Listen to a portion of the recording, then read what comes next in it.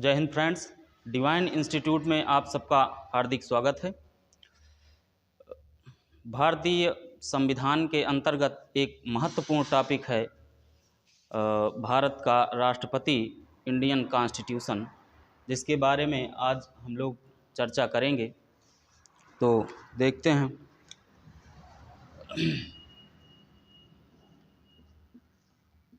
भारतीय संविधान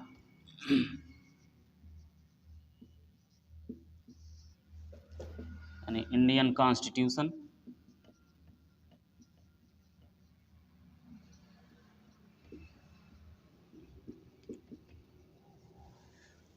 इसके अंतर्गत एक बहुत महत्वपूर्ण टॉपिक भारत का राष्ट्रपति कहा गया कि भारत का राष्ट्रपति,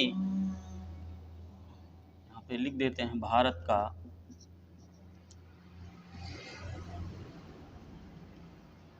राष्ट्रपति, प्रेसिडेंट ऑफ इंडिया।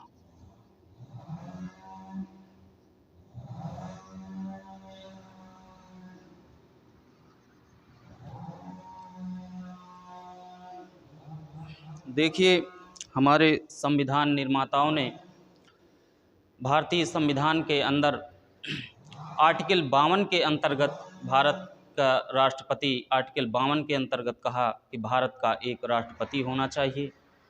और भारतीय संविधान निर्माताओं ने दुनिया के 60 देशों का अध्ययन किया और उसके पश्चात कहा कि हमारे भारत में भारत का एक राष्ट्रपति होना चाहिए। भारत का राष्ट्रपति आर्टिकल 52 के अंतर्गत, आर्टिकल 52 भारत का एक राष्ट्रपति होना चाहिए।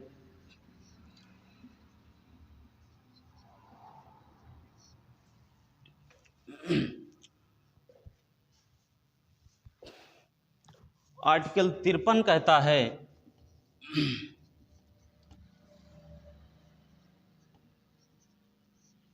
कि भारत का राष्ट्रपति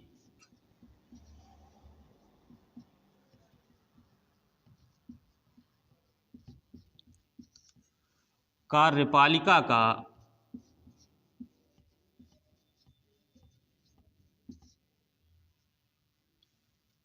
प्रमुख होता है।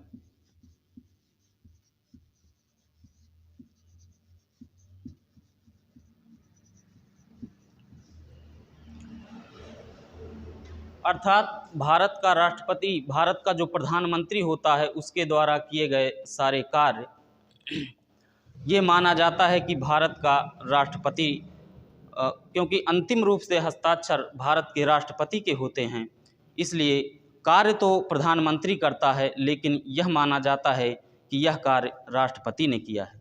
कुल मिलाकर कहने का तात्पर्य यह है कि भारत के प्रधानमंत्री के वास्तविक रूप में तो प्रधानमंत्री करता है, लेकिन माना जाता है कि यह कार्य राष्ट्रपति ने किया है। इसलिए भारत के राष्ट्रपति को भारत का राष्ट्राध्यक्ष के रूप में भी जाना जाता है।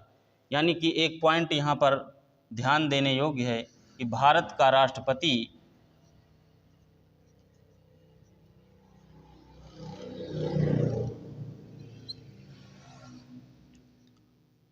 भारत का राष्ट्राध्यक्ष होता है।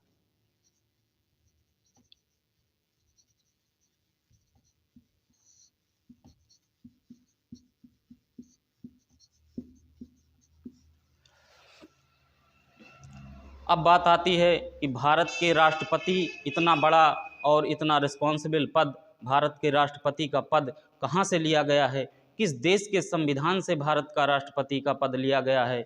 तो भारतीय संविधान निर्माताओं को लगा कि जो भारत के राष्ट्रपति का पद है वो कहीं ना कहीं जो इंग्लैंड की महारानी होती हैं या इंग्लैंड का सम्राट होता है, उसके कहा गया कि भारत का राष्ट्रपति भारत की महारानी के समान होगा। और ये बात यहीं से निकल कर आई कि जब भारत का राष्ट्रपति, जो भारत के महारानी होती हैं, वो जो कार्य इंग्लैंड के अंदर करती हैं वही सारे कार्य भारत का राष्ट्रपति भारत के अंदर करता है। यानी कहने का तात्पर्य है कि इंग्लैंड के अंदर जो अधिकार इंग्लैंड की महारानी को प्राप्त हैं वही सारे अधिकार भारत के अंदर भारत के राष्ट्रपति को प्राप्त हैं।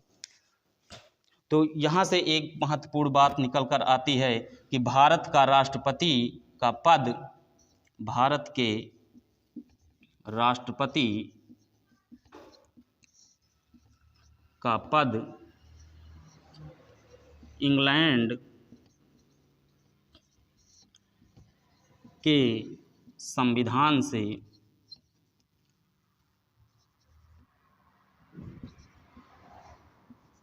लिया गया।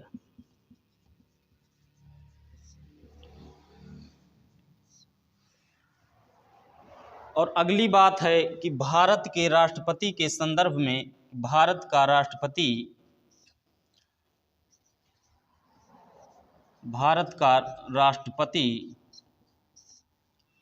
भारत की तीनों सेनाओं का प्रमुख होता है।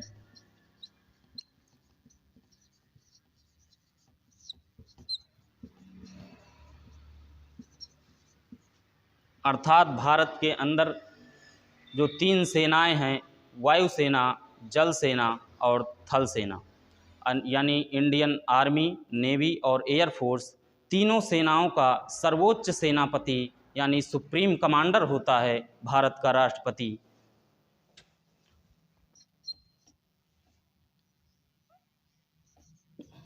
आर्मी,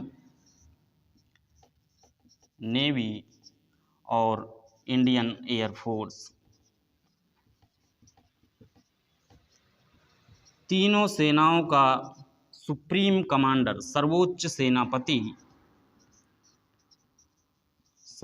सेनापति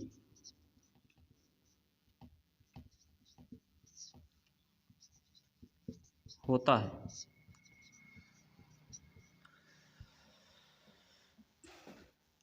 और अगली बात कही गई कि भारत का राष्ट्रपति भारत की महारानी के समान होता है, महारानी या सम्राट के समान होता है। तो भारत का राष्ट्रपति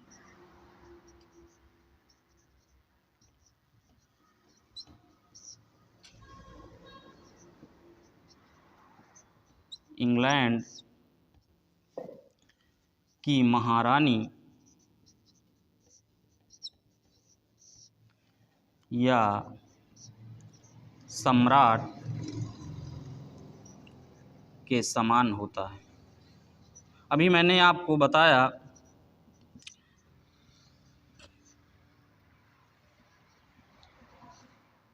कि भारत का जो राष्ट्रपति का पद है वो इंग्लैंड के संविधान से लिया गया है। और ये बात क्यों निकल कर आई कि भारत का राष्ट्रपति इंग्लैंड की महारानी या सम्राट के समान होता है? क्योंकि जो कार्य भारत इंग्लैंड के अंदर इंग्लैंड की महारानी करती हैं, जो अधिकार इंग्लैंड के अंदर इंग्लैंड की महारानी को प्राप्त हैं, वही सारे अधिकार, वही सारे कार्य भारत के अंदर भारत का राष्ट्रपति करता है। इसीलिए कहा गया कि भारत का राष्ट्रपति इंग्लैंड की महारानी या सम्राट के समान होता है। ये कंपटीशन में सवाल आता है कि भारत के राष्ट्रपति का पद कहाँ से लिया गया है, तो वहाँ पे बहुत सारे ऑप्शन होते हैं, आपको लिखना, वहाँ पर टिक मारना है कि राष्ट्रपति का पद इंग्लैंड के संविधान से लिया गया है। और कंपटीशन में क्वेश्चन आता है कि भारत के राष्ट्रपति का जो है वो किस देश के सम्राट या महारानी के समान भारत के राष्ट्रपति को पद प्रदान किया गया है, तो वो इंग्लैंड की महारानी।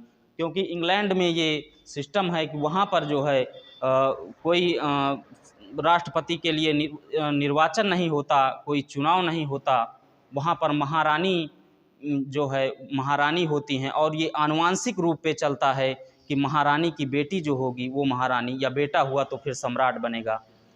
कहने का तात्पर्य ये है कि राजा का बेटा राजा बनेगा, ये संविधान, इंग्लैंड का संविधान कहता है, जबकि भारत में ऐसा कुछ भी नहीं है। भारत में बाकायदा चुनाव होता है, निर्वाचन होता है, और उसके आधार पर जो रिजल्ट में विजयी होता है वो भारत का राष्ट्रपति बनता है। हमारे संविधान निर्माताओं ने भारत के राष्ट्रपति को बहुत सारे आर्टिकल प्रदान किए और उस आर्टिकल के माध्यम से राष्ट्रपति को बहुत सारे अधिकार भी प्राप्त हुए। और अब वो कौन कौन से आर्टिकल हैं उनके बारे में चर्चा करते हैं।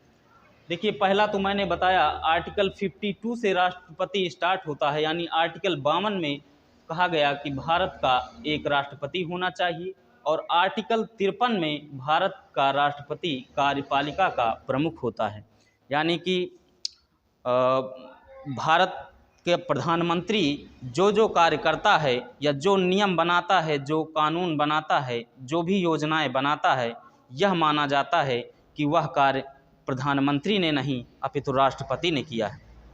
क्योंकि अंतिम रूप से हस्ताक्षर राष्ट्रपति के होते हैं, इसलिए यह माना जाता है कि प्रधानमंत्री ने नहीं बल्कि राष्ट्रपति के द्वारा किया गया है। फिर बात आती है आर्टिकल 54 की, और आर्टिकल 54 में आर्टिकल 54 में बताया गया है कि आर्टिकल 54 से राष्ट्रपति का निर्वाचन कैसे होगा। आर्टिकल 54 राष्ट्रपति का निर्वाचन।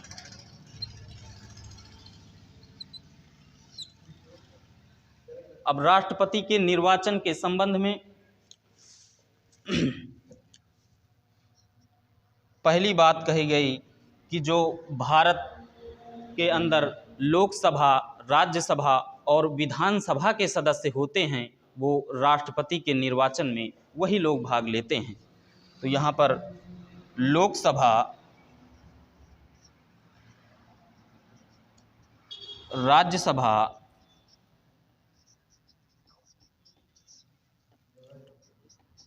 विधानसभा के निर्वाचित सदस्य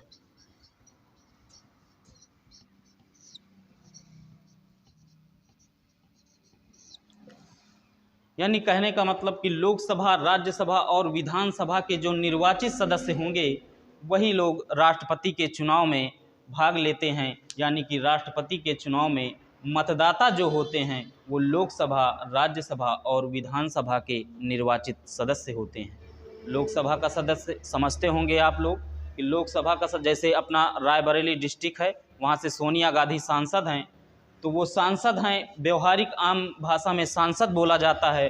और सांसद जो होता है वो रायबरेली ज़िले की जो जनता है वो लोकसभा में रायबरेली ज़िले की जनता का प्रतिनिधित्व करती हैं। तो ये माना जाता है कि वो लोकसभा की सदस्य हैं और आम भाषा में उसको सांसद बोलते हैं। दूसरी बात आती है कि राष्ट्रपति का निर्वाचन, राष्ट्रपति के चुनाव में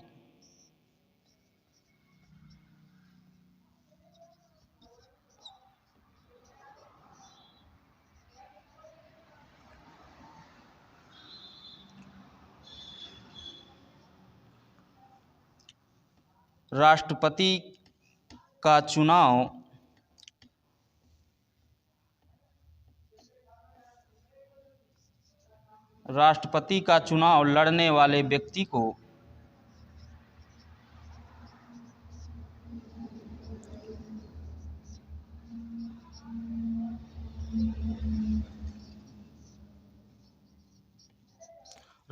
का चुनाव लड़ने वाले व्यक्ति को निर्वाचन अधिकारी के पास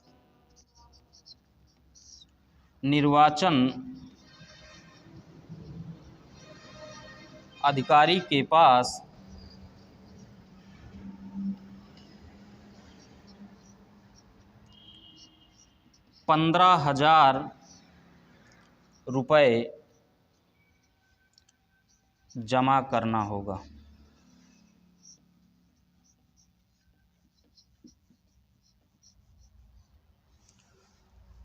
कहने का मतलब है कि राष्ट्रपति का चुनाव लड़ने वाले व्यक्ति को निर्वाचन अधिकारी के पास 15,000 रुपये जमा करना होगा। तो 15,000 रुपये तो बहुत सामान्य सी बात है।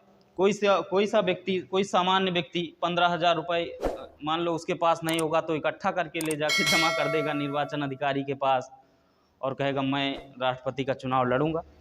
तो ऐसे में बहुत सारे लोग खड़े हो जाएंगे और निर्वाचन करना इतना आसान नहीं होता, क्योंकि राष्ट्रपति का चुनाव है और ज़्यादा संख्या में जब लोग राष्ट्रपति के चुनाव में खड़े हो जाएंगे तो फिर चुनाव कराना भी मुश्किल हो जाएगा। इसलिए हमारे संविधान निर्माताओं ने जो तीसरी शर्त रखी, यानी कि जो इतना बड़ा पद और उस पद के लिए एक इतना बड़ा बैरिकेटिंग लगा दिया कि देश का सामान्य व्यक्ति या साधारण व्यक्ति राष्ट्रपति का चुनाव लड़ भी नहीं सकता। उसके लिए तीसरी शर्त क्या है, कहा गया कि राष्ट्रपति का चुनाव लड़ने वाले व्यक्ति को, यानी कि राष्ट्रपति का चुनाव वही व्यक्ति राष्ट्रपति के चुनाव में खड़ा हो सकता है जिसके नाम का 50 मतदाता प्रस्ताव करे और 50 मतदाता समर्थन करे।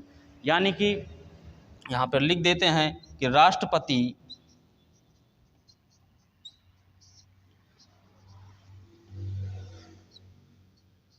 के चुनाव में वही व्यक्ति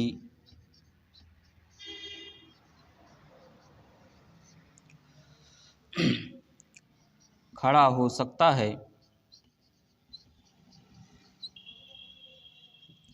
जिसके नाम का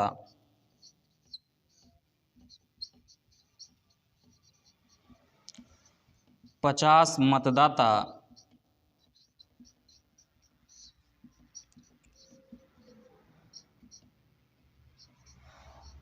प्रस्ताव करे तथा 50 मतदाता समर्थन करे।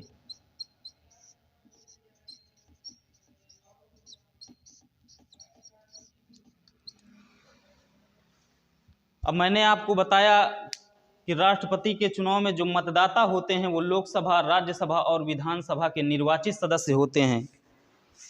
तो यहाँ आम जीवन में एक सांसद से मिलने में तो आफत है, और यहाँ राष्ट्रपति के चुनाव में वो लोग मतदान कर रहे हैं।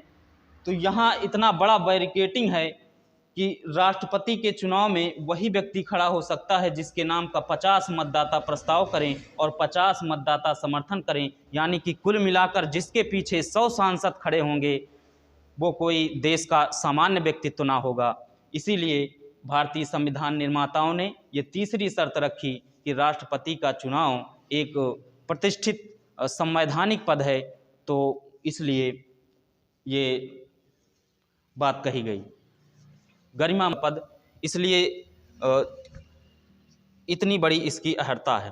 55 की और अब अगला आर्टिकल है आर्टिकल 55, और आर्टिकल 55 में है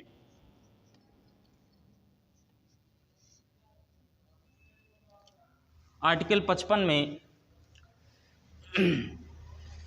कहा गया कि राष्ट्रपति का चुनाव एकल संक्रमणीय पद्धति से होता है। राष्ट्रपति का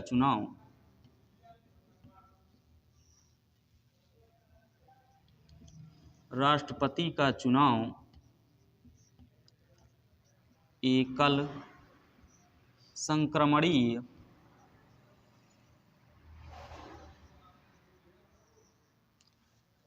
पद्धति से होता है। अब यहाँ पे समझने योग्य बात यह है कि एकल संक्रमणीय पद्धति यह कैसी पद्धति है। तो एकल संक्रमणीय पद्धति से तात्पर्य है कि इसमें मतदाता वरीयता क्रम के आधार पर मतदान कर सकते हैं। यानी कि जिसको सबसे ज़्यादा अधिक चाहते हैं, जैसे ABCD, ये 4 लोग प्रत्याशी ABCD 4 लोग राष्ट्रपति के प्रत्याशी हैं।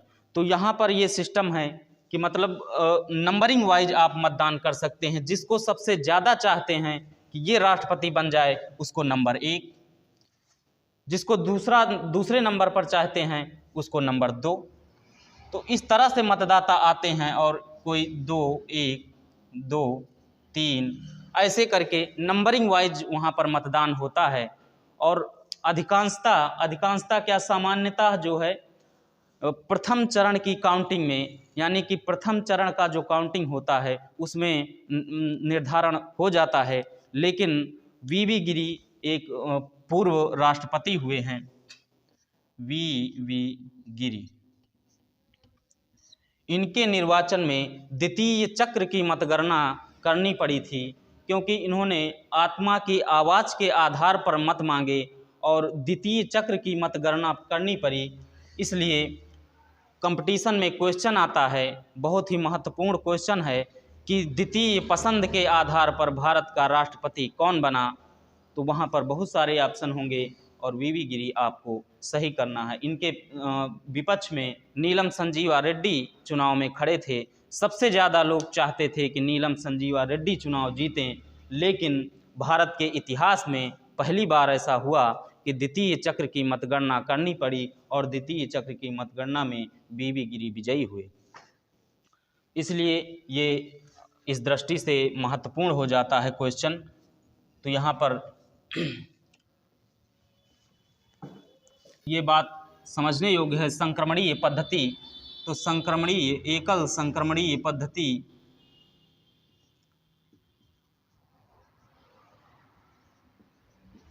एकल संक्रमणीय पद्धति से तात्पर्य है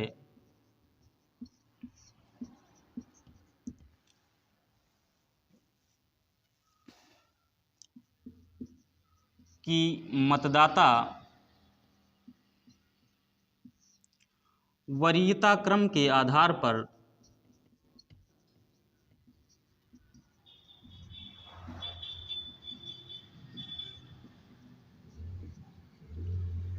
मतदान कर सकते हैं। सामान्यतः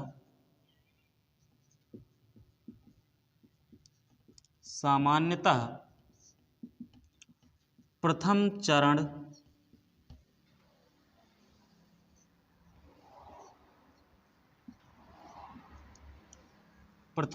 के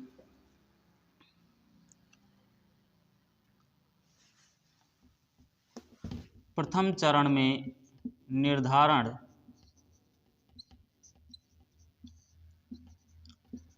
हो जाता है, परंतु वीवी गिरी, ये पूर्व राष्ट्रपति रह चुके हैं, वीवी गिरी,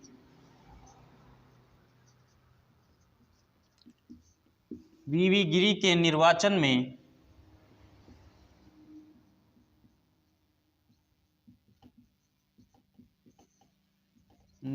में द्वितीय चक्र की मतगणना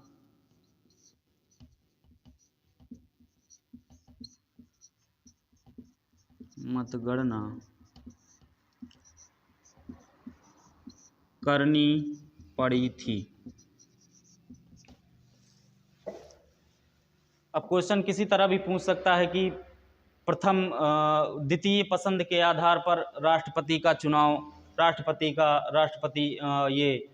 भारत का राष्ट्रपति कौन बना, तो आंसर हो जाएगा वीवी गिरी। या फिर आ सकता है कि आर्टिकल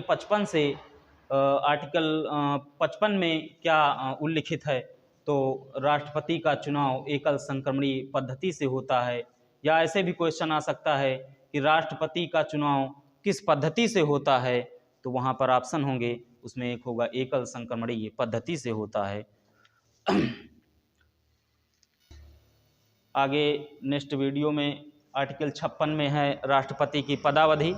बहुत सारे अभी आर्टिकल प्रदान किए गए हैं राष्ट्रपति को, और उसके आधार पर बहुत सारे अधिकार भी प्राप्त हैं।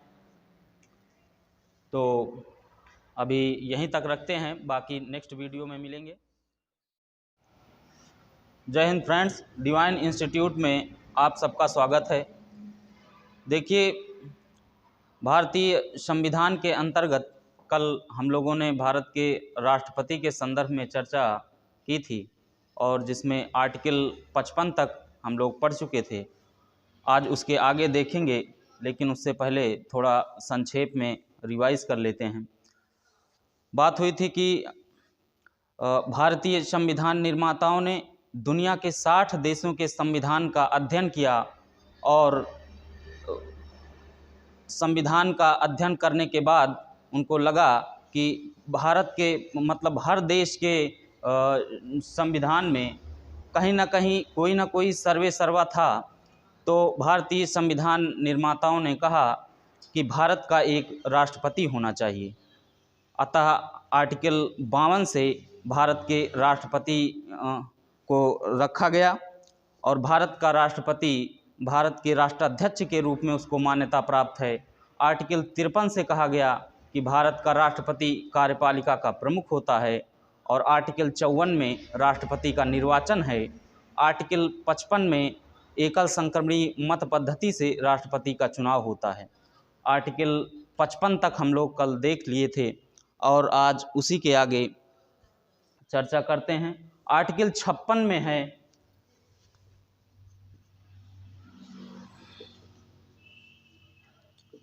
आर्टिकल 56 में राष्ट्रपति की पदावधि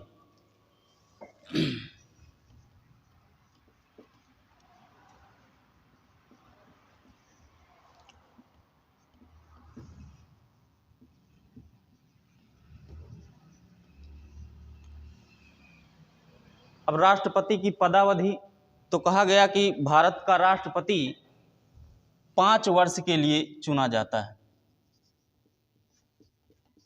भारत का राष्ट्रपति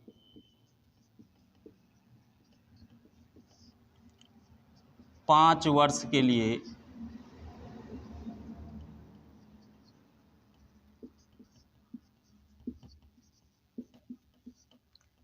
चुना जाता है।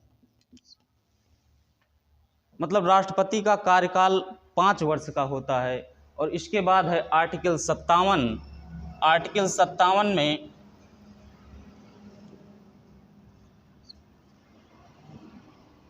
आर्टिकल 57 से है राष्ट्रपति का पुनः निर्वाचन।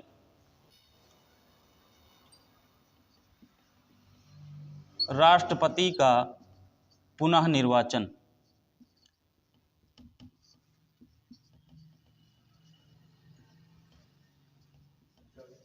अर्थात भारत का राष्ट्रपति अनेकों बार राष्ट्रपति चुना जा सकता है। कहने का मतलब कि कोई लिमिटेशन नहीं है, भारत का राष्ट्रपति अनेकों बार राष्ट्रपति चुना जा सकता है।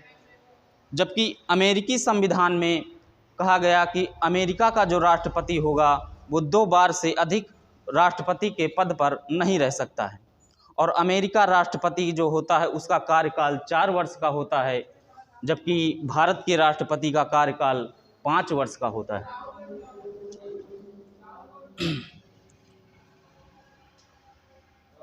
इसके बाद है आर्टिकल 58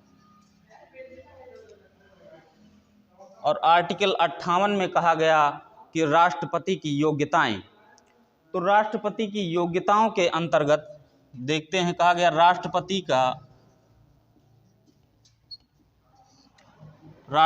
की योग्यताएं।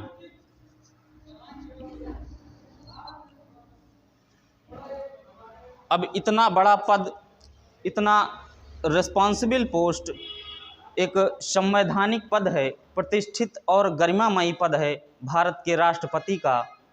तो कहा गया कि भारत के राष्ट्रपति की योग्यताएं क्या होंगी इतने प्रतिष्ठित पद की, इतने गरिमामयी पद की। तो उसके लिए संविधान निर्माताओं ने क्या योग्यताएं रखी, एक एक करके हम लोग देखते हैं। पहली बात कही गई कि भारत के जो राष्ट्रपति होगा उसकी योग्यताओं में कहा गया कि वह भारत का नागरिक हो।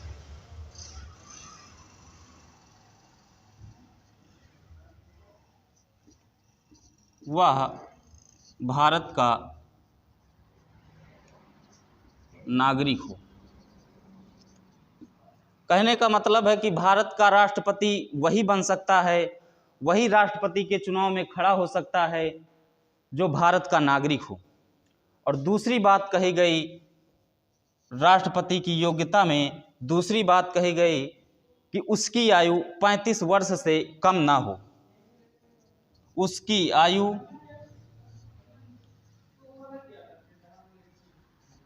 35 वर्ष से कम ना हो। कहने का मतलब जो एज है उसकी वो 35 वर्ष से अधिक हो लेकिन कम ना हो। और तीसरी बात कही गई कि वह लोकसभा का सदस्य बनने की योग्यता रखता हो। वह लोकसभा का सदस्य बनने की योग्यता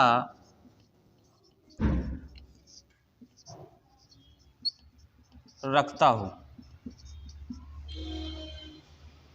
ये तीन बातें हो गई। और चौथी बात कही गई कि वह किसी लाभ के पद पर ना हो। वह किसी लाभ के पद पर ना हो अर्थात किसी सरकारी नौकरी में ना हो। कहने का मतलब है कि कुल मिलाकर सरकार के द्वारा किसी भी प्रकार का कोई लाभ प्राप्त ना कर रहा हो। अगर आप लोग जैसे कॉम्पिटिटिव एग्ज़ाम का तैयारी करते हैं, सिलेक्शन हो गया तो उसके बाद आप राष्ट्रपति नहीं बन सकते, ये मान के चलिए आप। यानी कि वह किसी लाभ के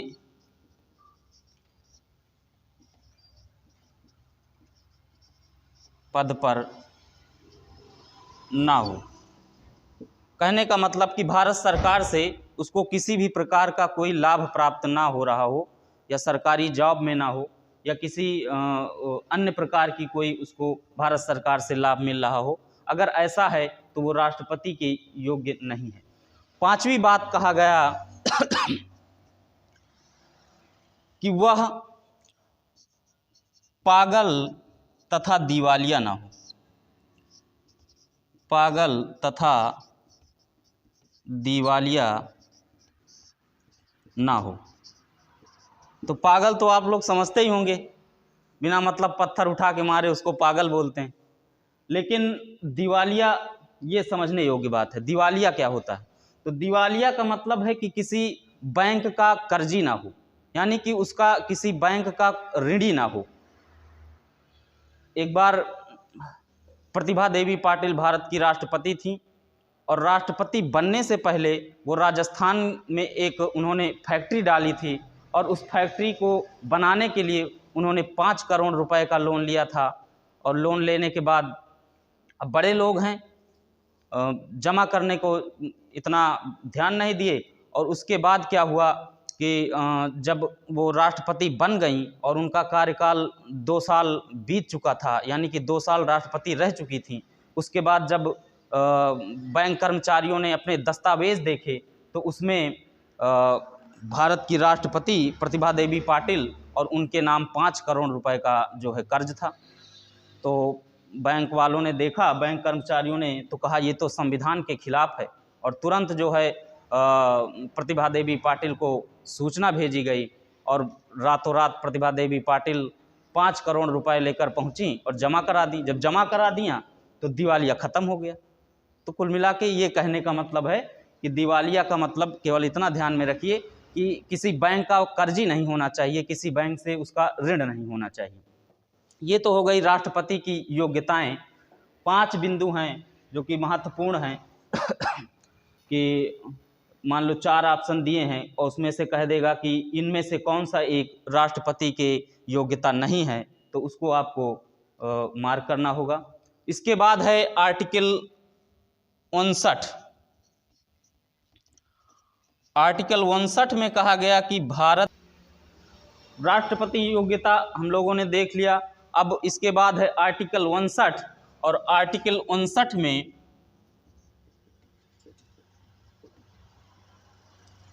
आर्टिकल 59 से कहा गया कि भारत के राष्ट्रपति का वेतन, भारत के राष्ट्रपति का वेतन। तो आर्टिकल 59 में भारत के राष्ट्रपति का वेतन बताया गया है। क्वेश्चन इस तरह से भी आ सकता है कि भारत के राष्ट्रपति का वेतन भारत का संविधान के किस अनुच्छेद में है? तो वहाँ पे बहुत सारे ऑप्शन होंगे। एक होगा अनुच्छेद 59 जो कि आपको लगाना है। तो आर्टिकल 59 से भारत के राष्ट्रपति का वेतन है। तो कहा गया कि भारत का जो राष्ट्रपति है वो भारत का सर्वोच्च अधिकारी होता है, इसलिए भारत के राष्ट्रपति का वेतन भारत में सबसे अधिक है। भारत के राष्ट्रपति भारत का सर्वोच्च अधिकारी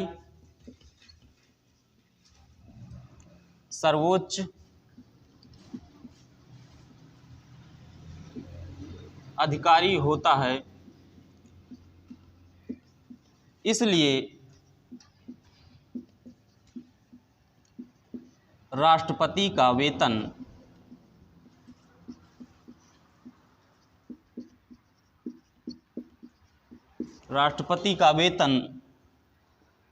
भारत में सबसे अधिक है।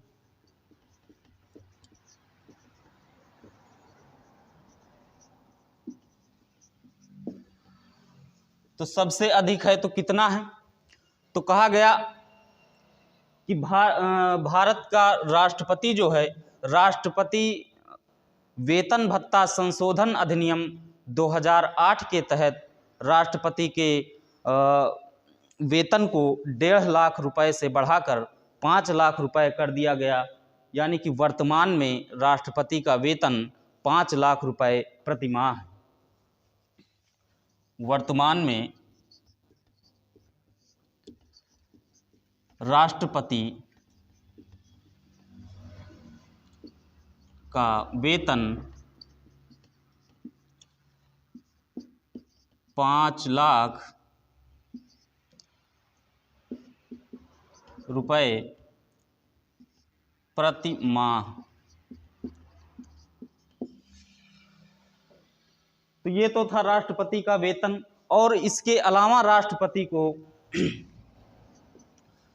भारत के राष्ट्रपति को निःशुल्क आवास और अन्य बहुत सारी सुविधाएं प्राप्त हैं। राष्ट्रपति को निःशुल्क आवास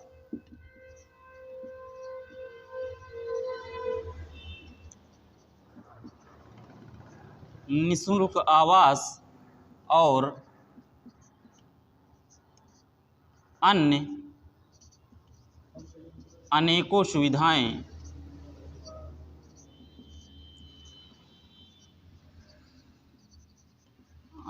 सुविधाएं प्राप्त हैं। और अगला पॉइंट है कि राष्ट्रपति भवन नई दिल्ली के रायसीना हिल्स पर स्थित है। राष्ट्रपति भवन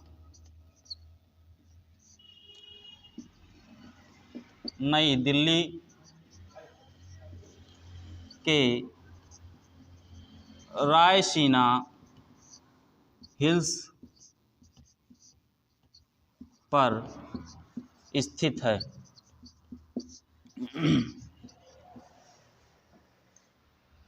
तो ये राष्ट्रपति का वेतन और भत्ता से संबंधित था।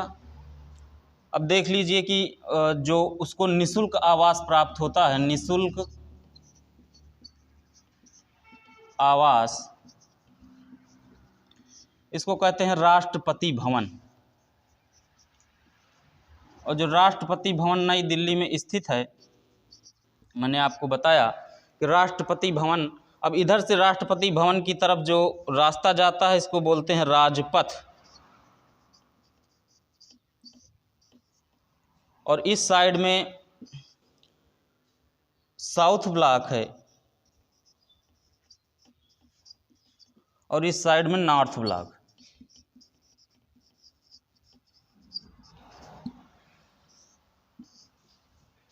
यहाँ पे बहुत सारे डिफेंस ऑफिस बने हुए हैं। डिफेंस ऑफिस, यानी कि सेना का कार्य होता है यहाँ पे, ये मान के चलिए आप, सेना कार्य। और इधर बहुत सारी मिनिस्ट्रीज बनी हुई हैं, यानी कि मंत्रालय बने हुए, मंत्रालय। तो ये तो था राष्ट्रपति भवन जो नई दिल्ली में स्थित है, उसके संदर्भ में मोटा मोटा एक लोकेशन समझ लीजिए आप। ये निःशुल्क आवास जो राष्ट्रपति भवन के रूप में राष्ट्रपति को प्राप्त है, वो नई दिल्ली रायसीना हिल्स पर स्थित है। अधिकांशतः क्वेश्चन आता है कॉम्पिटिटिव एग्जाम में कि राष्ट्रपति भवन जो है वो राष्ट्रपति भवन नई दिल्ली में कहाँ स्थित है। एक ऑप्शन होगा रायसीना हिल्स, वो आपको मार्क करना है। उसके बाद आर्टिकल 59 के बाद भारत के राष्ट्रपति का वेतन आर्टिकल 59 में है, और उसके बाद है आर्टिकल 60 और तो आर्टिकल 59 हम लोगों ने देखा राष्ट्रपति का वेतन। राष्ट्रपति के वेतन में मैंने आपको बताया कि राष्ट्रपति वेतन भत्ता संशोधन अधिनियम 2008 के तहत राष्ट्रपति का वेतन 1.5 लाख रुपए से बढ़ाकर 5 लाख रुपए कर दिया गया है। वर्तमान में राष्ट्रपति का वेतन 5 लाख रुपए प्रति माह है, और भारत के राष्ट्रपति को निःशुल्क आवास और इसके अलावा अन्य तमाम सारी सुविधाएं प्राप्त होती हैं, और राष्ट्रपति भवन नई दिल्ली रायसीना हिल्स में स्थित है। यहाँ तक। अब इसके बाद है आर्टिकल 60। आर्टिकल 60 में है राष्ट्रपति का शपथ। तो राष्ट्रपति का शपथ।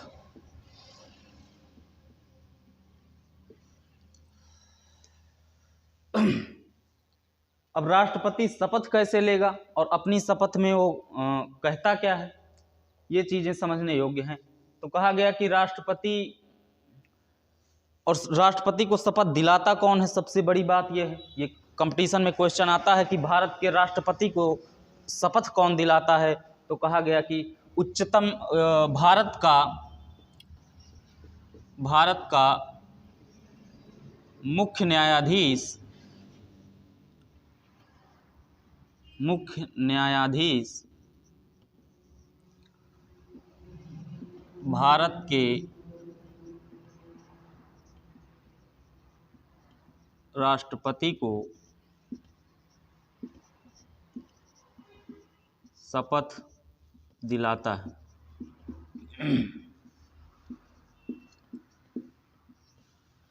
अब भारत का मुख्य न्यायाधीश, तो ये आप लोग जानते ही होंगे कि भारत का जो उच्चतम न्यायालय का मुख्य न्यायाधीश होता है उसे ही भारत का मुख्य न्यायाधीश कहा जाता है, यानी कि chief justice of India CJI। जो प्रथम चीफ जस्टिस ऑफ इंडिया यानी कि भारत का प्रथम मुख्य न्यायाधीश हीरालाल जेकानिया थे, ये भी आप लोगों को पता होगा। और आर्टिकल 60 राष्ट्रपति का शपथ। लेकिन अब सबसे बड़ी बात है कि राष्ट्रपति शपथ लेता कैसे है। तो वो अपनी शपथ में कहता है, अपना नाम लेता है, कहता है कि मैं फला फला ईश्वर की शपथ लेता हूँ या प्रतिज्ञान करता हूँ कि मैं भारत के संविधान या विधि का संरक्षण, प्रतिरक्षण और परिरक्षण करूँगा तथा देश की जनता की सेवा में सदैव तत्पर रहूँगा। तो राष्ट्रपति की शपथ है ये। इस प्रकार से इस कोई बहुत ज़्यादा इम्पॉर्टेंट नहीं है, लिखने की ज़रूरत नहीं है। और आर्टिकल 60 और इसके बाद है आर्टिकल 61। आर्टिकल 61 से है राष्ट्रपति पर महाभियोग। राष्ट्रपति पर महाभियोग।